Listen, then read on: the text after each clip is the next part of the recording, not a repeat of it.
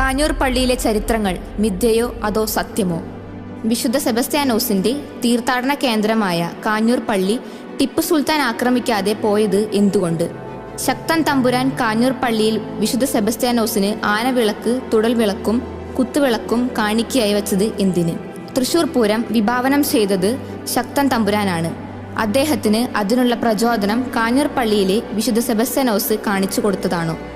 വിശുദ്ധൻ മരണപ്പെട്ട ദിവസം തിരുനാൾ ദിനമായ ജാനുവരി 20 കാഞ്ഞൂർ പള്ളിയിൽ നിന്നും ഇറങ്ങുന്ന തിരുസ്വരൂപത്തിൽ മുകളിൽ പരുന്തുകൾ വട്ടമിട്ട് പറക്കുന്നതിന്റെ കാരണം എന്താണ്? തിരുനാൾ ദിവസങ്ങളിൽ പുണ്യാളന്റെ പ്രധാന തിരുസ്വരൂപത്തിൽ ചാർത്തുന്നത് ഒരേ ഒരു നെക്ലസ് ആണ്. അത് മുസ്ലിം സഹോദരൻ കൊടുത്തതാണോ? ഞാനീ ചോദിച്ച എല്ലാ ചോദ്യങ്ങൾക്കും കാഞ്ഞൂർ പള്ളിയിൽ ഉത്തരമുണ്ട്. അത് കേൾക്കുവാനും പുണ്യാളന്റെ അനുഗ്രഹം പ്രാപിക്കുവാനും അത്ഭുതങ്ങൾ നേരിട്ട് കാണുവാനും കാഞ്ഞൂർ പള്ളിയിലെ വിശുദ്ധ സെബസ്ത്യാനോസിന്റെ തിരുനാളിലേക്ക് ക്ഷണിക്കുന്നു.